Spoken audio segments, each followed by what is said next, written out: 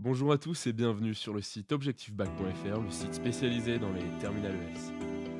Poursuivons les sciences économiques avec notre deuxième thème, mondialisation, finances internationales et intégration européenne.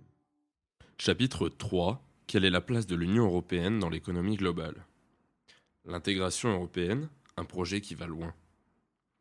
La construction européenne, un projet politique. En novembre 1954, Jean Monnet écrivait « Nos pays sont devenus trop petits pour le monde actuel. À l'échelle des moyens techniques modernes, à la mesure de l'Amérique et de la Russie d'aujourd'hui, de la Chine et de l'Inde de demain, l'unité des peuples européens, réunis dans les États-Unis d'Europe, est le moyen de relever leur niveau de vie et de maintenir la paix. » Si l'idée des États-Unis d'Europe est ancienne, c'est l'expérience cruelle des deux guerres mondiales qui pousse les pères fondateurs à relancer le projet européen dans le but d'éviter le renouvellement des guerres fratricides en Europe. Et pour cela, de construire des solidarités fortes entre les États et entre les peuples. Après l'échec de la communauté européenne de défense en 1954, ce sont les solidarités économiques qui sont privilégiées.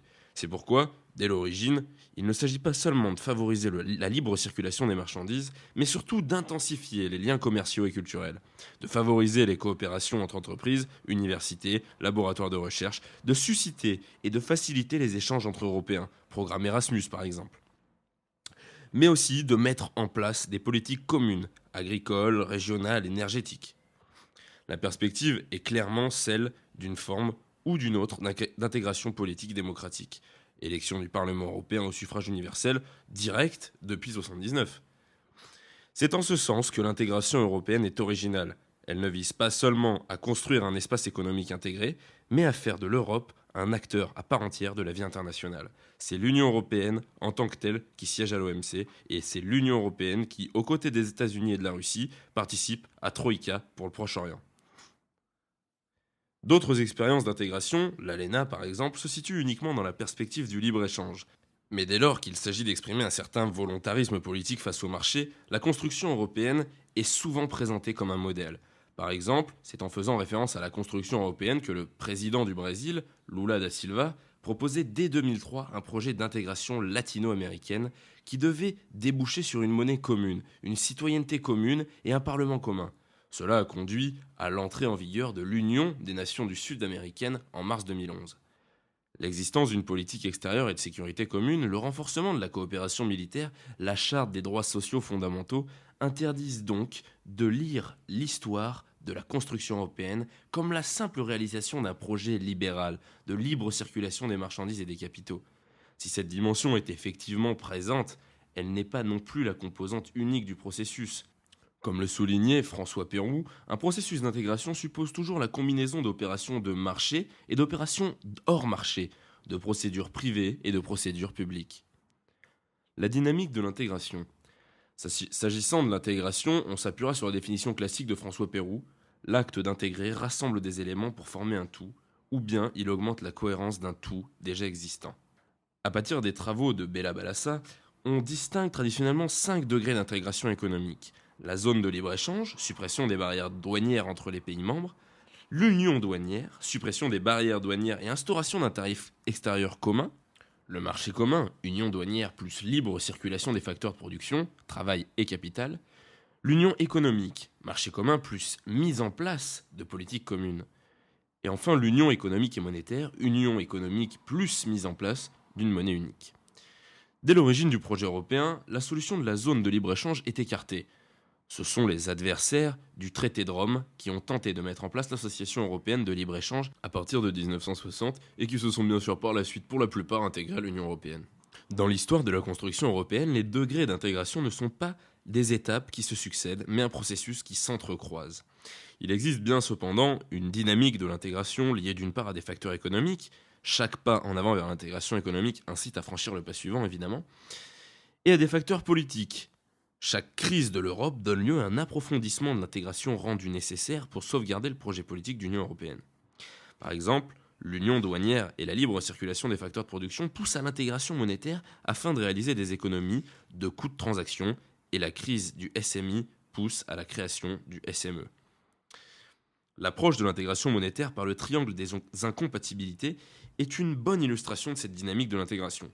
La communauté européenne a fait le choix d'échanges fixes, D'abord dans le cadre de Bretton Woods, après l'entrée en vigueur de l'accord monétaire européen en 1958, et ensuite face à l'instabilité monétaire internationale, à travers le serpent monétaire et le SME. Puis, l'Union européenne a fait le choix de la libre circulation des capitaux. Ces deux choix effectués, l'autonomie des politiques monétaires n'était plus possible, c'est ce qui a conduit à la mise en place de la monnaie unique. L'Union européenne dans les turbulences mondiales. Les bénéfices de l'intégration des marchés. L'intégration par le marché repose sur l'analyse traditionnelle du gain à l'échange et de l'allocation optimale des facteurs. En ouvrant leur marché à la libre circulation des biens et des services, les États membres espèrent une intensification de la concurrence et une logique de spécialisation, pouvant également conduire à des gains de productivité, des économies d'échelle et donc à une croissance plus dynamique. En laissant circuler librement les facteurs de production, ils espèrent une meilleure allocation des facteurs de production, travail et capital, et donc, là encore, une croissance plus dynamique grâce à des incitations marchandes plus vives. Cependant, la construction européenne ne repose pas uniquement sur la logique marchande, même si l'entrée en vigueur de l'acte unique européen a pu être interprétée comme une accentuation de la logique libérale. D'une part, en effet, la construction européenne a recours aux normes, qu'il s'agisse des normes relatives à la qualité des produits, contrepartie nécessaire de la libre circulation des marchandises, des normes en matière de droit de la concurrence, etc. On retrouve l'idée selon laquelle le marché ne peut fonctionner en l'absence d'un encadrement normatif et institutionnel. D'autre part, même si le principe de subsidiarité s'applique et laisse aux États de très nombreuses responsabilités, l'Union européenne s'efforce de mettre en œuvre des politiques communes dans le cadre du domaine agricole, dans le domaine industriel et en matière d'enseignement supérieur de développement régional. Surtout, la mise en place de la monnaie unique conduit à une politique monétaire unique au sein de la zone euro. On est donc en présence d'un triptyque marché, normes, monnaie qui est au cœur de la logique de la construction européenne. Cependant, ce triptyque n'a pas produit les effets attendus, notamment en ce qui concerne les croissances qui se révèlent insuffisantes, surtout quand on la compare à celle des pays émergents. La stratégie de Lisbonne, visant à faire de l'Union européenne l'économie de la connaissance la plus compétitive et la plus dynamique du monde, à l'horizon 2010, est manifestement un échec. La stratégie Europe 2020 lui a succédé sur ses objectifs similaires. L'Union européenne entre régionalisation et mondialisation. La construction européenne a été engagée bien avant le début de la seconde mondialisation. Le projet initial consistait à inscrire l'Europe dans une logique multilatérale. En d'autres termes, l'intégration devait favoriser le dynamisme économique européen, mais l'Europe, en tant que telle, participait aux négociations commerciales multilatérales, réduisait progressivement ses droits de douane et s'ouvrait aux échanges avec les pays tiers. Le dynamisme économique de l'Europe et sa participation au GATT puis à l'OMC devaient conduire à développer à la fois les échanges intra-européens et les échanges avec le reste du monde. La mondialisation soumet cette perspective à rude épreuve. Des voix s'élèvent en faveur d'un protectionnisme européen et font observer que si l'Europe est très largement ouverte sur le reste du monde, d'autres grandes puissances adoptent des logiques plus restrictives. Cependant, une autre orientation est concevable et à les faveurs de nombreux économistes. Elle conduirait à faire de l'Union européenne un acteur majeur de la mise en place d'une gouvernance de la mondialisation. Dans le domaine monétaire, l'euro pourrait constituer l'un des pôles d'une nouvelle architecture monétaire internationale.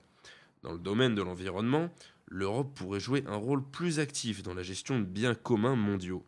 Dans le domaine financier, un renforcement significatif des règles prudentielles, un encadrement plus ferme des marchés de capitaux, une lutte plus résolue contre les paradis fiscaux et la concurrence fiscale, qui pourraient constituer des domaines d'intervention de l'Union européenne. Une telle orientation supposerait une cohésion publique plus forte au sein de l'Union européenne et un renforcement de la légitimité démocratique de ses institutions. Les difficultés de la conduite des politiques économiques. La crise financière qui a débuté en 2007-2008, puis la crise des dettes souveraines à partir de 2010 ont fait éclater en pleine lumière les insuffisances de la gouvernance de la zone euro et plus largement de l'Union européenne. Alors qu'au moment de la mise en place de l'euro, de nombreux commentateurs s'inquiétaient des effets destructeurs d'un possible choc asymétrique, c'est un choc symétrique, celui de la crise mondiale, qui a fait vaciller la construction européenne, notamment dans sa dimension monétaire. L'impossible policy mix au sein de la zone euro. Le fait pour la zone euro d'avoir une seule politique monétaire et autant de politiques budgétaires que d'États membres constitue une situation dont le caractère problématique a été depuis longtemps mis en évidence. Le choix d'un budget de l'Union très limité, plafonné à 1,24 du RNB de la zone, et d'une coordination très insuffisante des politiques nationales conduit à un manque d'efficacité de la politique économique. On l'a bien vu lors de la crise de 2007-2008 où la politique de relance budgétaire européenne a été très inférieure, en pourcentage du PIB, à celle de la Chine et des États-Unis. Cette incapacité à faire des efforts suffisants pour soutenir la demande mondiale a d'ailleurs été vigoureusement mise en cause par le secrétaire américain au Trésor à l'automne 2011.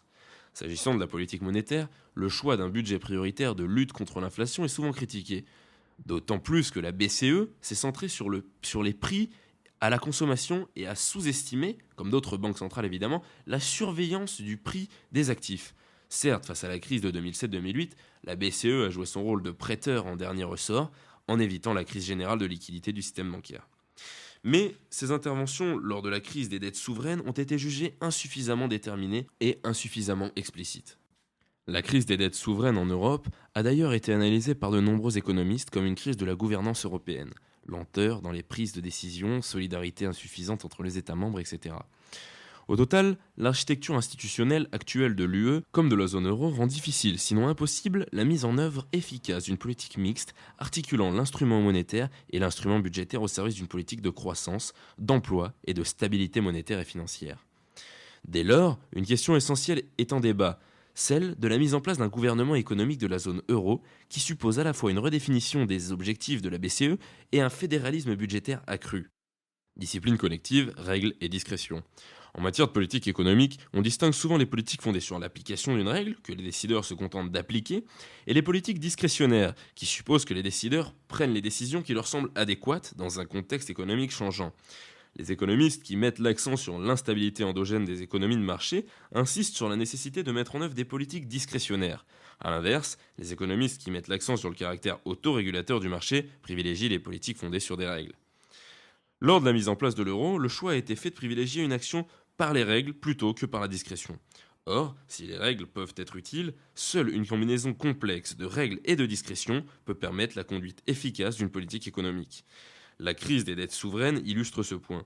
Alors que le pacte de stabilité et de croissance visait à faire obtenir une stratégie de passagers clandestins, on constate qu'il n'a pas été un bon instrument pour prévenir la crise et y répondre. Il s'agit aujourd'hui de tirer toutes les conséquences de l'intégration monétaire par la mise en place d'une souveraineté partagée sur la gestion budgétaire au niveau de la zone euro. Il s'agit dans le même temps d'assurer la soutenabilité des dettes publiques et de la stabilité financière. Ces objectifs ne peuvent pas être atteints dans le cadre d'une stratégie insuffisante coopérative des États membres. Il faut donc qu'émerge un volontarisme politique accru au niveau européen. Pourtant, dans un premier temps, les responsables européens ont d'abord cherché à renforcer les règles, mécanisme européen de stabilité, pacte budgétaire. Et cela a relancé le débat sur la nécessité d'une politique discrétionnaire en faveur de la croissance. Vers un fédéralisme soutenable.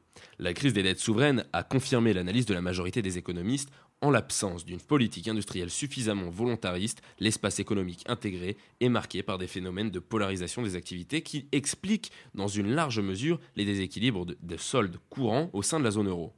À une Europe du Nord qui produit des biens et des services exportables s'oppose une Europe du Sud dont les soldes extérieurs sont déficitaires.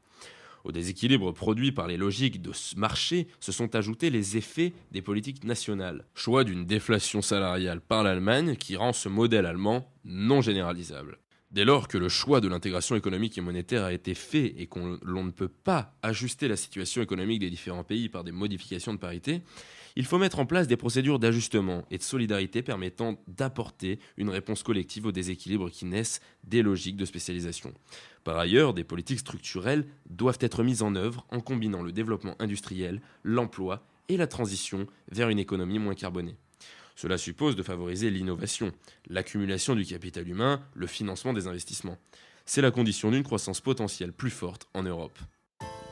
C'est donc sur ces derniers mots que nous allons terminer ce chapitre d'économie ainsi que le deuxième thème de l'année. Rejoignez-nous sur le site www.objectif-bac.fr pour continuer les révisions sur ce bac économique et social. Merci à tous.